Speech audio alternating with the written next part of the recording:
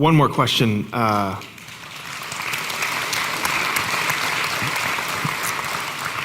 One more question before we go. This is a pastoral question and a difficult question, and I'm grateful for the family that sent it in. And it's for Ravi. Reads like this. We lost our 23-year-old daughter in an accident 12 weeks ago. She was a believer, though not walking with the Lord at this time. I believe she is in heaven.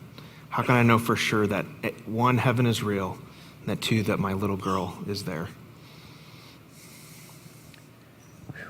Wow.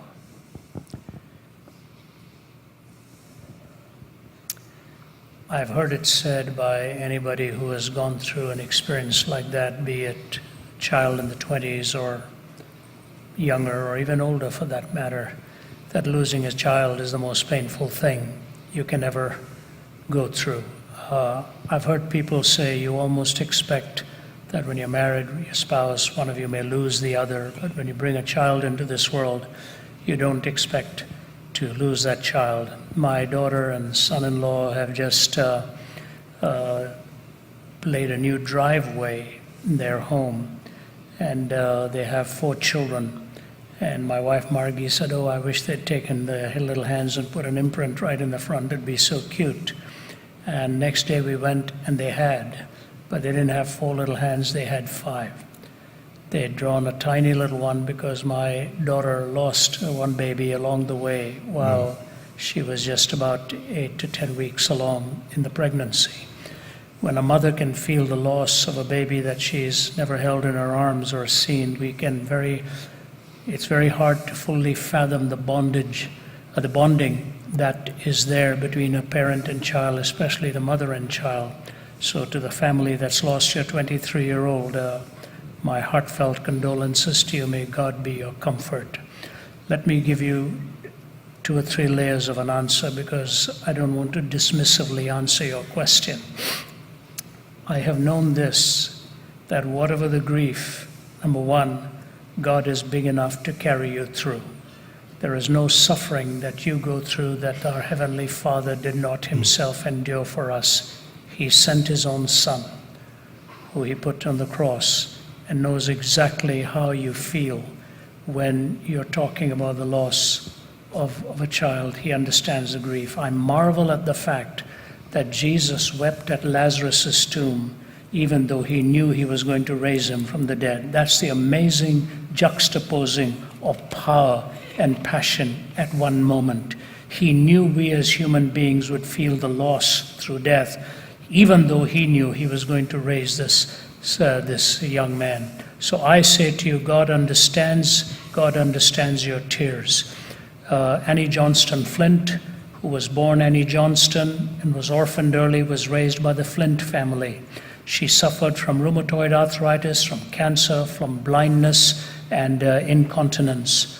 She had 8 pillows cushioning her body the last time an eyewitness saw her head to toe covered with sores, with diapers most of her adult life. She wrote, "He giveth more grace when the burdens grow greater. He sendeth more strength when the labors increase. To added affliction he addeth his mercy. To multiplied trials his multiplied peace. When we have exhausted our store of endurance, when our strength has failed ere the day is half done, when we reach the end of our hoarded resources, our Father's full giving has only begun. His love has no limit, his grace has no measure, his power has no boundaries known unto men, for out of his infinite riches in Jesus he giveth and giveth and giveth again." He will carry you through. 2 weeks ago, I was with Kirk Cameron in Washington, D.C., and a woman by the name of Jennifer Rothschild spoke, and my heart just cringed for a moment when she said what she did. She turned blind when she was 15. She's now in her late 40s. She said, "I wake up every morning realizing I live in the dark. I live in darkness." When she said that, it's like somebody hit me in the heart, Imagine living in that darkness for nearly 30 years of your life. And then she made this comment, "I have consoled myself realizing this world is temporary, heaven is eternal, and I will see when I am in his presence like I have never seen before, and the eternity will overpower the temporariness of the loss here. So I say to you, ma'am and sir, in the loss of your daughter, the Bible assures us that the judge of all the earth shall do that which is right.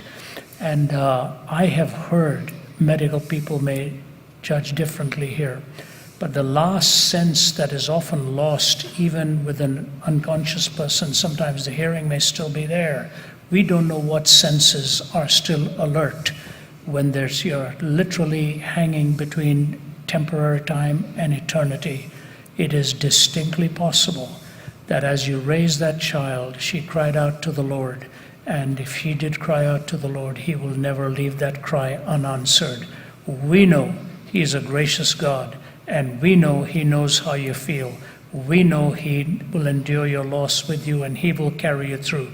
You can completely trust him for doing that which is right and that which is merciful, and rest in the consciousness that you know the Heavenly Father who never makes a mistake and will do that which is right to carry you through.